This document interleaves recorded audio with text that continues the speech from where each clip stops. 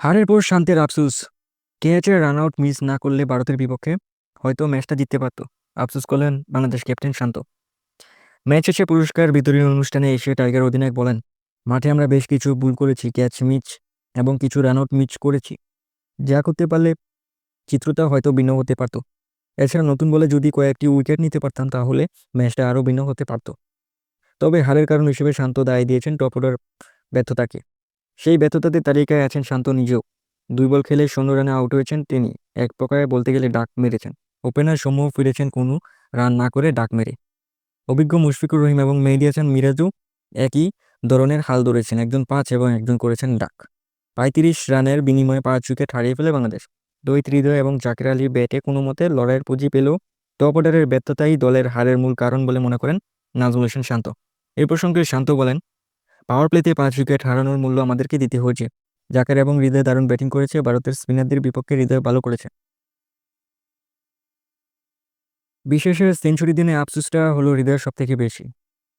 One day ক্যারিয়ারের প্রথম century, সেটাও কিনা চ্যাম্পিয়ন ট্রফির মতো আসরে নিজের প্রথম ম্যাচে। ভারতের বিপক্ষে এই সেঞ্চুরিটা অনেকগুলো কারণে বিশেষ হয়ে থাকবে তৌহিদ হৃদয় এবং বাংলাদেশ ভক্তদের কাছে। বেশি স্ক্র্যাপ নিয়ে যেভাবে লড়ে গিয়েছে শেষ পর্যন্ত, তাতে গর্ব করার অনেক জায়গা আছে বাংলাদেশ ফ্যানের।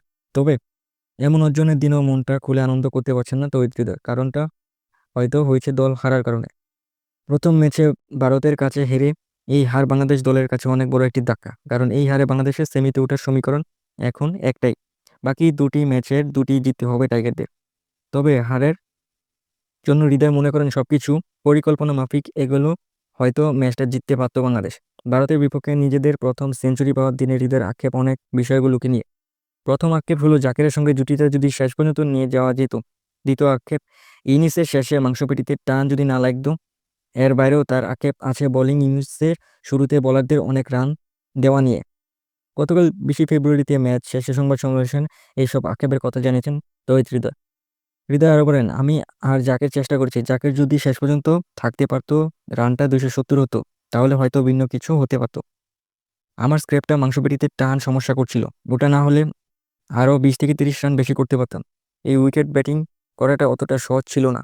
তারাও ৪৭তম ওভারে গিয়ে জিতেছে, আমাদের আরও ৩০ থেকে ৪০ রান কম হয়েছে। হৃদয় আরও বলেন, টসে জিতে ব্যাটিং করাটার পরিকল্পনা আমাদের ছিল আগে থেকেই। শুরুতে উইকেট হারানোর কারণে আমাদের রানটা একটু কম হয়েছে।